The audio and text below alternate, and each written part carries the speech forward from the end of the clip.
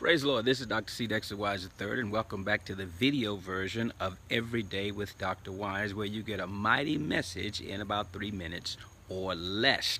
We are in a series entitled Trick or Trick, where we're talking about many of the tricks of the devil, which we find in Genesis chapter 3. That's a powerful chapter. So many things started right there in Genesis chapter 3.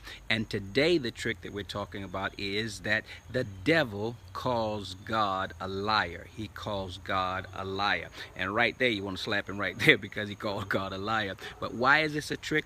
It's a trick because he enables us. He suggests to us that the things that God has promised us, the things that God has told us, the things that God has declared and proclaimed are actually not true.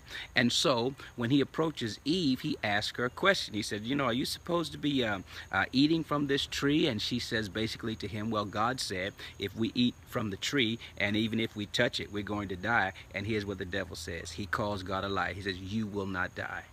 You will not die. And the reason you won't die is because God is just telling you this because he knows that when you eat, you're going to be wise and you're going to know good from evil and you're going to be as smart as him. And that's why he's doing that. And so when the devil does that, here's what he does. The first thing he does is the reason that you believe him is because he acts like he knows what God says. So he comes to you with a knowledge of God. He's not a person who tries to act like a pagan or somebody who's never heard of God. He comes to you as if he has himself been in the presence of God, as if he has himself a relationship with God. And so he's trying to make you think that he knows as much about God as you do, and therefore, since he knows that much, he certainly can tell you about God. So he acts like he knows what God says, and then he refutes what God said. God said that, but you're not going to die. And you automatically know that the devil is a liar when he calls God a liar.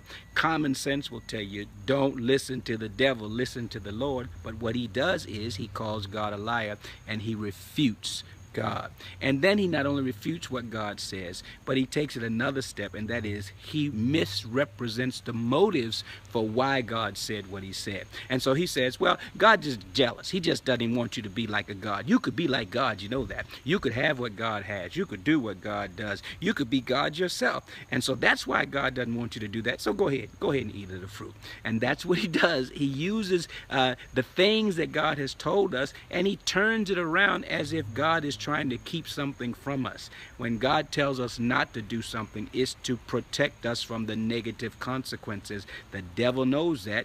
He wants us to get those negative consequences, and he tries to talk us into it. When the devil calls God a liar, you turn around and tell the devil, you're a liar, because I ain't gonna fall for that trick. I'm gonna trust God.